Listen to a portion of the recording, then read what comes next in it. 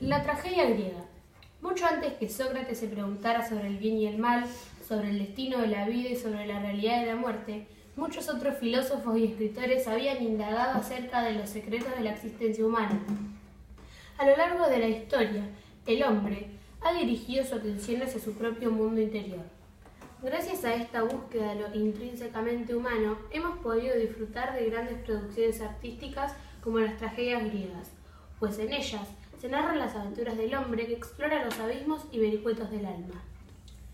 En el año 334 a.C., Aristóteles postuló que la tragedia, mediante una serie de circunstancias que suscitan piedad o terror, es capaz de lograr que el alma se eleve y se purifique de sus pasiones. Este proceso se denomina catarsis. Es la purificación interior que logra el espectador a la vista de las miserias humanas. La virtud del arte es, fundamentalmente, provocar una multiplicidad de reacciones en el receptor, conmover, enojar, aleccionar o irritar.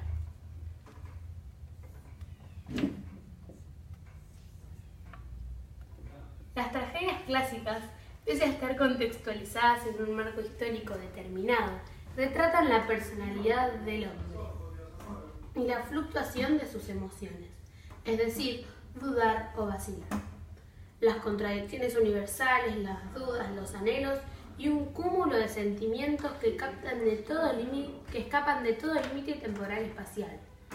La tragedia enseña que ser hombre es difícil y hermoso, y que es preciso confiar en la existencia sin tener en cuenta el azar.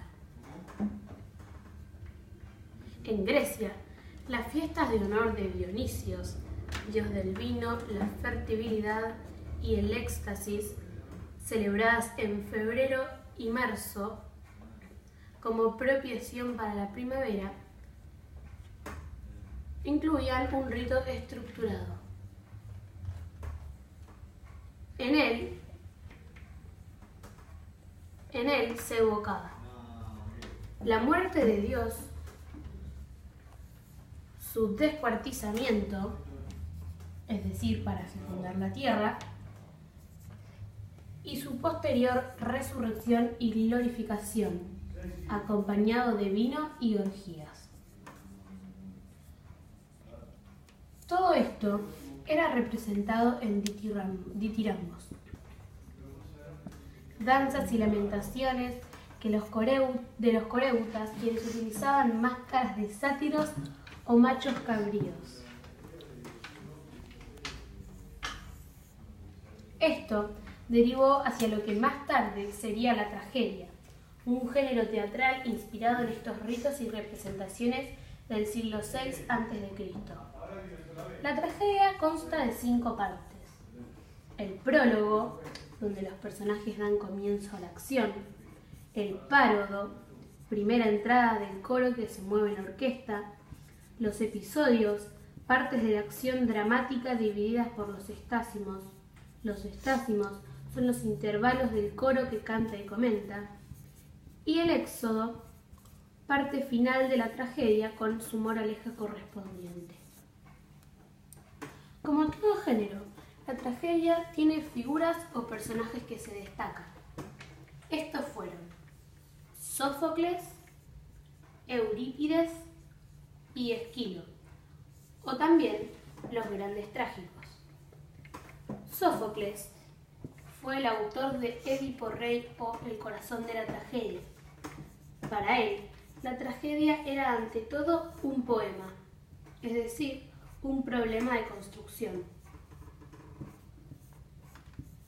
Eurípides creía que la escena de lo trágico se encontraba en el interior del hombre mismo.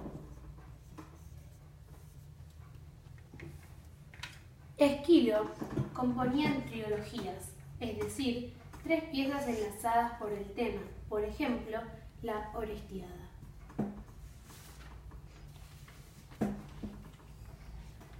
Los elementos que caracterizan a este género son el pathos o pasión, es decir, el padecimiento del héroe; la ibris o desmesura, soberbia del héroe que cree poder desafiar los designios del destino, la amartía o error trágico, que mezclan el terror y la compasión y cuyo último aspecto es la catarsis o purificación. Siendo uno de los elementos más característicos del género, el coro era un grupo de bailarines, cantantes y recitadores que se movía en forma colectiva, al compás de la música de flautas. Comentaba por medio de la voz del corifeo y enjuiciaba la acción de modo que influía sobre el espectador con su punto de vista. Sus odas líricas eran cantadas y danzadas de carácter lento y grave que se unían a los cantos de la escena y resolvían lo patético.